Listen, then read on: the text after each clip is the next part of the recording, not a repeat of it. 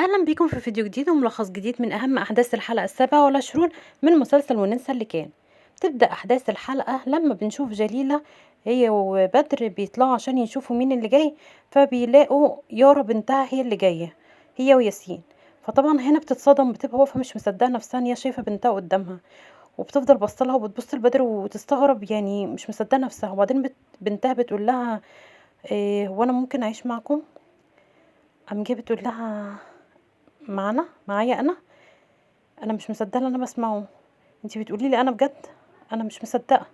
وطبعا بتقرب منها وبتبقى مش مصدقه نفسها خالص. طبعا بتفضل تحضن فيها وتعيط قوي قوي، وبنتها برضو تفضل تعيط قوي، ويفضلوا الاتنين مش قادرين يمسكوا نفسهم من كتر ما يعني المفاجاه اصلا والصدمه اللي جليله كبيره قوي.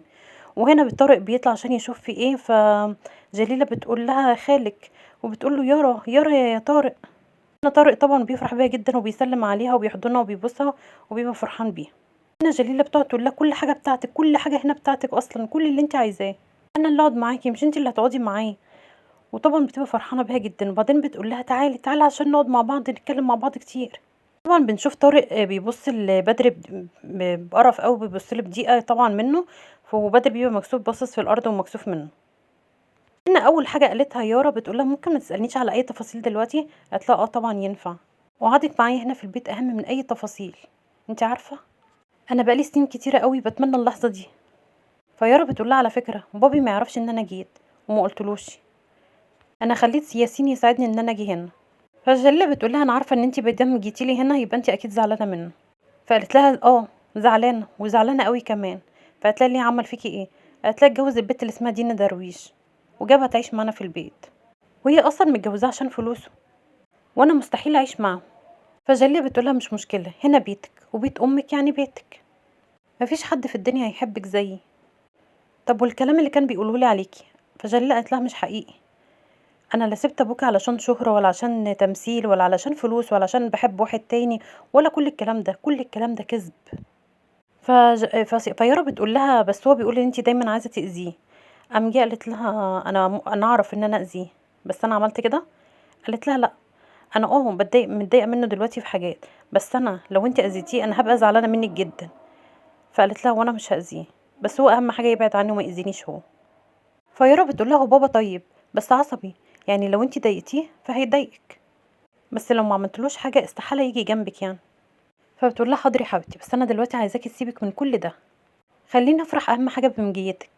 وهنا طبعا قعدت تحضن في بنتها جامد وبتقول لها انا عايزاكي تنسي كل اللي فات ونبتدي انا وانتي من اول وجديد. وقعدت تحضنها جامد وبقت تعيط جامد، انا بحبك قوي. وقعدت تبوس في راسها وتبوسها جامد وتبقى تعيط جامد. وهنا بقى شاهر بيروح لحد الفيلا بتاع جليله، وبدر بيطلع عشان يقابله، بيقول له ايه يا بدر؟ برافو، انا معجب بيك جدا. بدر بصله بقرف وقال له مش مهم. فبيقول له امال ايه حكايتك مع جليله؟ انا عارفه ان هي حباك قوي. فبدر بيقول له هو انت عايز ايه يا شاهر؟ قال له شاهر. قعد طبعا يضحك بسخريه، وبعدين قال له انا بسأل على بنتي. فقال له بنتك جوه وجايه بمزاجها وهتمشي وقت ما تحب تمشي. فقال له طب ادخل اندهالي. فهنا بقى بدر بيقول للبودي جاردات اللي بره يا رجاله انا هدخل وما تدخلوش اي حد حتى لو شاهر نفسه. ودخل عشان ينادي ليارا. وهنا بقى يارا طلعت، فبابا بيقول لها كده يا يارا كده سبتيني؟ فقام جه قالت له انت اللي سبتني. بتقول له مش معنى ان انت تكون معايا في نفس البيت يبقى انت معايا، انت اتجوزت بنت مش كويسه وجبتها البيت عشان تضايقني تزعلني. فرد عليها قال لها انا يا حبيبتي من حقي ان انا اتجوز، بس انت لازم تيجي معايا البيت حالا، انت هنا في المكان الغلط، الست اللي جوه دي هتأذيكي. وطبعا بدر ما قدرش يستحمل الكلمه، قال لها تأذيكي؟ ما كفايه بقى تملى كلام دماغ البت بحاجات مش مظبوطه اصلا عن امها، حرام عليك يا شيخ، جرأة يا شاهر. وبعدين قال لها بقول لك ايه يا انسه يارا، انت عايزه تروحي معاه ولا تدخلي جوه ويبقى احسن طبعا؟ فقالت له بص يا بابي، طلقها ومشيها وانا هاجي معاك. قال لها يا حبيبتي مش هينفع. قالت له وانا كمان مش هينفع. ودخلت وسابته. وهنا بقى بدر بيرفع ايده بيقول له ايه مش هينفع.